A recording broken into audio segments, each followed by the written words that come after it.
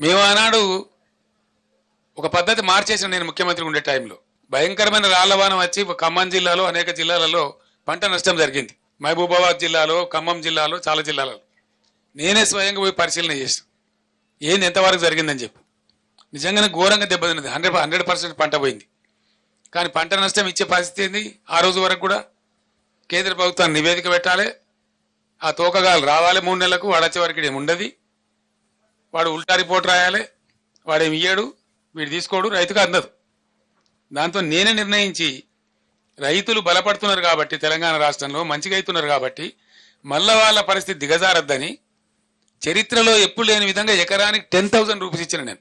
Instant sanction అంత very day ఆ పొలంలో నిల్చుండే అనౌన్స్ చేసి 5-6 రోజుల లోపల వాళ్ళకి నష్టపరిహారం అందజేసినాం. ఇది తుంగతుర్తి కార్కోట్లు ఇచ్చినాం. మొత్తం దాదాపు 149 కోట్ల రూపాయలని పంపిణీ చేసినాం ఇమీడియట్ గా రైతులకు. అదే విధంగా 149 crores ఇచ్చినాం.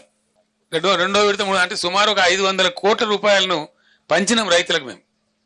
ఇవాళ లేదండి, రాలవాన వాడిది అడిగే దిక్కు లేదు. ఓ మంత్రి ఓడు, ఓ ఎమ్మెల్యే ఓడు, దొంగలు కదా ముఖం సాటేసినట్టు.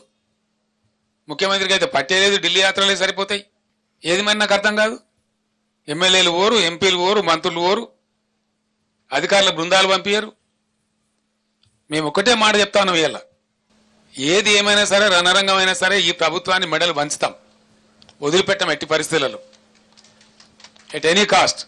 మేమన్నాడు 10,000 రూపాయలు ప్రపంచంలో ఇయ్యాలి, 10,000 రూపాయలు, 2,000 చేదో ఇచ్చి చిల్లర చేతులు దులుపుకునేది. మేము 10,000 రూపాయలు ఇన్స్టెంట్ గా ప్రకటించి 500 కోట్లు సుమారు పంచినాం. 450-460 కోట్లు పంచినాం. ఇలా అతి లేదు గతి లేదు. సుమారు 1,00,000 ఎకరాలలో పంటలు పోయినాయి, రాళ్లవానలు పడి, అకాల వర్షాలు పడి, కొన్ని హోరు గాలికి దెబ్బతిన్నాయి, వర్షాలు గుర్సు దెబ్బతిన్నాయి, కొన్ని రాళ్లవానకి దెబ్బతిన్నాయి. దానికి దిక్కులేదు, దాని గురించి మాట్లాడడం లేడు. ఇవాళ ఉన్న మంత్రి, ముఖ్యమంత్రి, ఉప ముఖ్యమంత్రి వీళ్ళంతా ఏం మాట్లాడారండి? అసలు వాళ్ళ ముఖాలకన్నాడు ఇయ్యలే. వాళ్ళు దిగిపోయిన నాడు కూడా 470 కోట్లు బకాయిలు పెట్టిపోతే మేము ఇచ్చినాం ఇన్పుట్ సబ్సిడీ. బీఆర్ఎస్ గవర్నమెంట్లో ఇచ్చినాం. వాళ్ళు ఎగబెట్టిపోతే 2014లో ఎగబెట్టిపోతే 2-3 ఏళ్ళ నుంచి ఉన్న బకాయిలు పెండింగ్ పెట్టిపోతే మేము క్లియర్ చేసినాం అవి క్యాబినెట్లో తీర్మానం చేసి. ఈరోజు మేము ఏం క్లియర్ పెట్టలే, బకాయిలు లేవు. ఇలా జరిగింది. మేమన్నా 10,000 ఎప్పుడు చరిత్రలో ఇయ్యని 10,000 50 ఏళ్ళ కాంగ్రెస్ పరిపాలనలో ఎన్నడూ తెలుగుదేశం పరిపాలనలో ఎవడు ఇయ్యని 10,000 రూపాయలు మేము ఇస్తే దాన్ని కూడా ఎకసక్కం చేసి మాట్లాడినారు, ఘోరంగా మాట్లాడినారు. ఏ మూల సరిపోద్దండి 10,000, 20,000 రూపాయలు ఇవ్వాలి అని మాట్లాడినారు. మరి ఇలా ఏడ వండుకున్నారు? తలకాయ ఎక్కడ పెట్టుకున్నారు? ఏం చేస్తున్నారు? గుడ్డిగురాల పనులు తోముతున్నారా? వీళ్ళు రైతులు గారా? వీళ్ళు ప్రజలు గారా? పట్టింపు లేదా? వాళ్ళ తరఫున మాట్లాడటం లేరనుకుంటున్నారా? ఒక మహాసముద్రం అంత పార్టీ బీఆర్ఎస్ పార్టీ ఉంది, ఊరుకోదు. ఎట్టి పరిస్థితులలో 100కు 100% రైతుల పక్షాన పోరాటం చేస్తాం.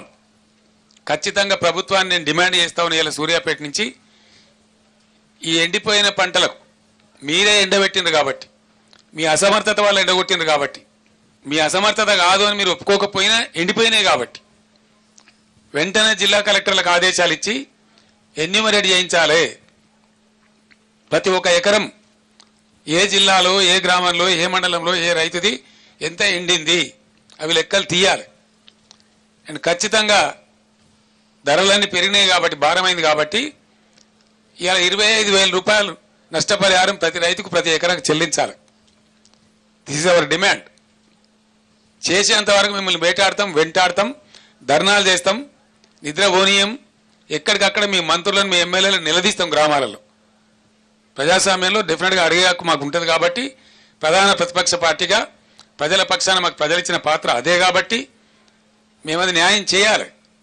వాళ్ళ గొంతే మేము ఇవ్వాలి. ఈ రాష్ట్రంలో ప్రధాన ప్రతిపక్ష 39 ఎమ్మెల్యేలను గెలిపించి మేమేం రౌట్ కాలే. ఈ రాష్ట్రంలో మీరు ఒక్కరినో ఇద్దరినో కుక్కలో నక్కలను గుంజుకొని ఓహో ఆహా అని సంఖ్యలు గుద్దుకోవచ్చు. అది చాలా చిల్లర, చీప్ టాక్టిక్స్. అది it's a cheap political stunt which is అన్కేర్డ్.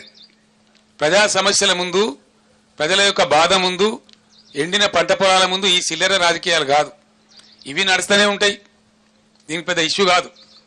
కానీ ఎండిన ప్రతి ఎకరాను మీరు వెంటనే ఎన్యూమరేట్ చేయించాలి. మా బీఆర్ఎస్ దళాలు తిరుగుతున్నాయి, మేము ఎన్యూమరేట్ చేస్తూ ఉన్నాం. మా మంత్రులు, మా మాజీ మంత్రులు, ఎమ్మెల్యేలు, ఎంపీలు ఉన్నోళ్ళంతా మా ఎమ్మెల్సీలు తిరుగుతూ ఉన్నారు. ఖచ్చితంగా తీస్తాం, లెక్కలు పెడతాం. మిమ్మల్ని బజార్లకు ఈడిస్తాం, 100కు 100% మీ చేత కక్కిస్తాం. అది మీరు కట్టి తీరాలి, అది ప్రభుత్వ బాధ్యత. ఆనాడు మేము ఇచ్చినాం, మమ్మల్ని ఎక్కసక్కలాడిన మీరు ఇలా మేము డిమాండ్ చేస్తా ఉన్నాం 25,000 రూపాయలు ప్రతి ఎకరానికి కట్టి ఇవ్వాలి.